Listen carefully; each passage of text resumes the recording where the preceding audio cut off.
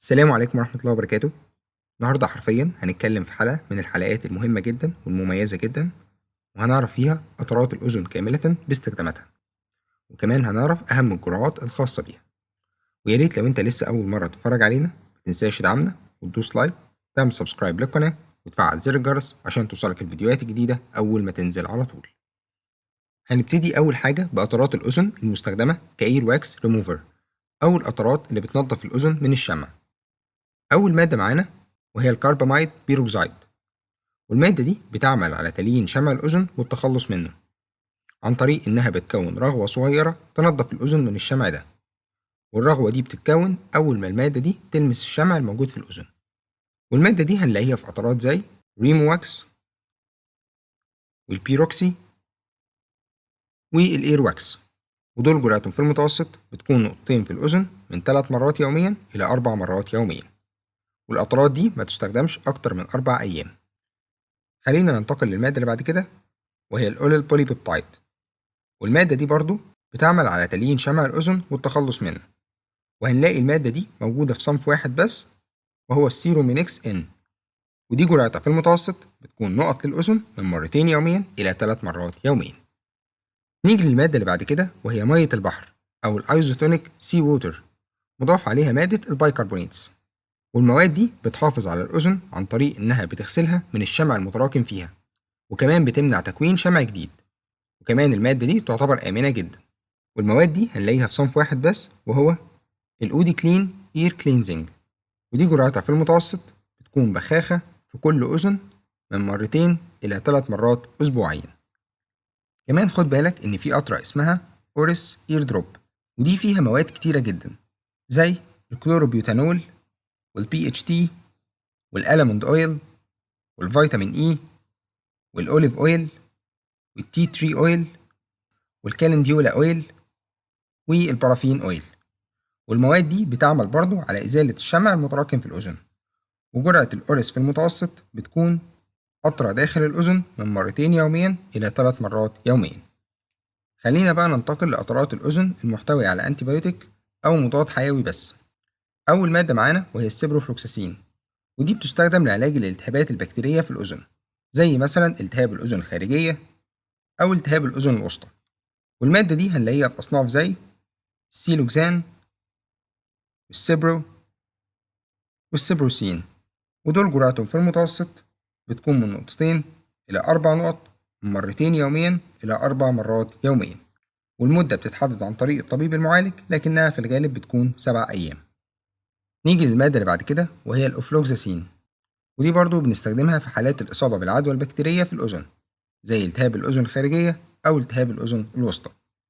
والمادة دي هنلاقيها في قطرة أذن واحدة وهي الأوتوكسين، وجرعتها في المتوسط بتكون من نقطة إلى نقطتين كل 8 ساعات يوميا. نيجي للمواد اللي بعد كده وهي الجراميسيدين، مضاف عليها مادة النيومايسين وعليها البوليميكزين، والثلاث مواد دول يعتبروا مضادات حيوية بتستخدم للالتهابات البكتيرية في الأذن، وهنلاقيهم في أصناف زي النيوميكسيدين أترا. وخد بالك إنه ينفع كمان للعين، وجرعته في المتوسط بتكون من نقطة إلى نقطتين كل 6 ساعات يوميا، ممكن في بعض الحالات تزيد عن كده كمان. خلينا بقى ننتقل لقطرات الأذن المحتوية على أنتيبيوتيك مضاف عليه كورتيكوستيرويد أو كورتيزون. أول مركب معانا بيحتوي على السيبروفلوكساسين مضاف عليه مادة الديكساميثازون، ودول بيشتغلوا كمضاد للبكتيريا ومضاد للالتهابات، وبيستخدموا برضه في حالات التهابات الأذن الخارجية أو التهابات الأذن الوسطى، وبيكون استخدامهم أكتر في الحالات الحادة. ودول هنلاقيهم في أصناف زي السيبروكسازون والديكساسيباريكس والدروبيفلوكس والبيبوأوتيك والزوناسيب، ودول جرعتهم في المتوسط بتكون من نقطتين إلى 4 نقط من مرتين يوميا إلى 4 مرات يوميا، ويفضل ما تستخدمش أكتر من 7 أيام بس. ننتقل للمركب اللي بعد كده وهو السيبروفلوكساسين مضاف عليه مادة الهيدروكورتيزون، والمواد دي برضو بتشتغل كمضاد للبكتيريا ومضاد لالتهابات الأذن، وكمان بتخفف من الإحساس بعدم الراحة في الأذن. وهنلاقيهم في صنف واحد بس وهو السيبروكورت إير دروب، وجرعته في المتوسط بتكون نقطتين في كل أذن من مرتين يوميا إلى 4 مرات يوميا. نيجي للمركب اللي بعد كده ووجود مادة الجنتاميسين مضاف عليها البريدنيزولون، ودول برضو بيشتغلوا كمضاد للبكتيريا ومضاد لالتهابات الأذن، وبيخففوا من الإحساس بالألم وعدم الراحة في الأذن، وهنلاقيهم في أصناف زي الأبيجنت بي، وجرعته في المتوسط بتكون من نقطة إلى نقطتين من 3 مرات يوميا إلى 4 مرات يوميا. نيجي للمركب اللي بعد كده وهو كليوكوينول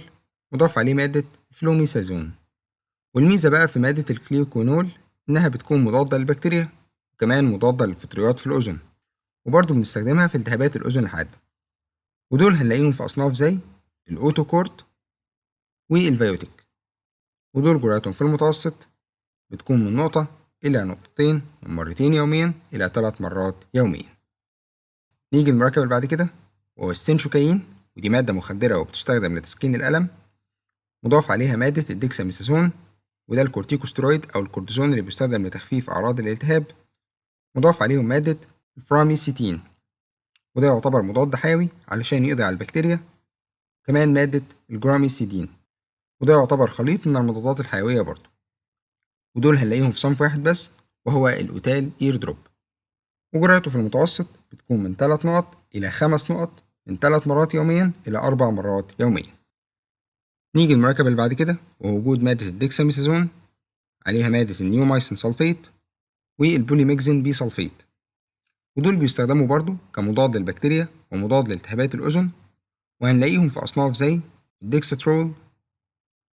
والديكسارون بلس، وخد بالك إن القطرات دي تنفع للعين والأذن، ودول جرعتهم في المتوسط بتكون 4 نقط في الأذن من 3 مرات يوميا إلى 4 مرات يوميا. نيجي للمركب اللي بعد كده ووجود مادة البريدنيزولون مضاف عليها النيومايسين وعليهم مادة البوليميكزين، ودول بيستخدموا لعلاج الالتهابات البكتيرية، وهنلاقيهم في أصناف زي الأيزوماكزين والنيوبريد بي، وخد بالك إن القطرات دي برضو تنفع للعين والأذن، وجرعتهم في المتوسط بتكون من نقطة إلى نقطتين في الأذن من 3 مرات يوميا إلى 4 مرات يوميا. خلينا بقى ننتقل لقطرات الأذن المستخدمة لتسكين الألم وتخفيف الالتهاب.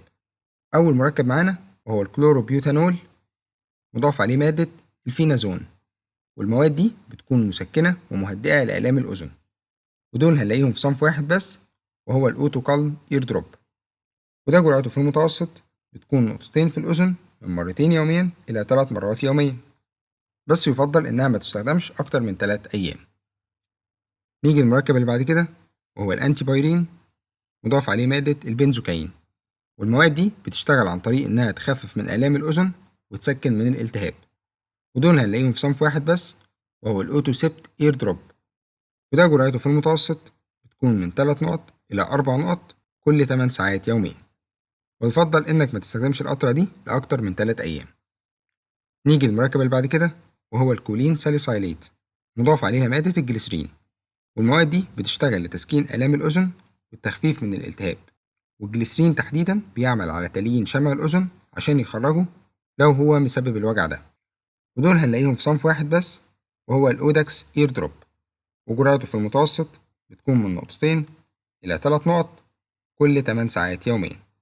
ويفضل برضو إنها ما تستخدمش لفترات طويلة. وبكده نكون عرضنا أهم قطرات الأذن الموجودة في الصيدلية بأهم استخداماتها وكمان بأهم الجرعات الخاصة بيها، وأتمنى إنك لو استفدت من الحلقة دي إنك تشيرها لكل الناس عشان يقدروا يستفادوا منها وتسهل عليهم كتير جدا. وفي النهاية سبحانك اللهم وبحمدك أشهد أن لا إله إلا أنت أستغفرك وأتوب إليك، والسلام عليكم.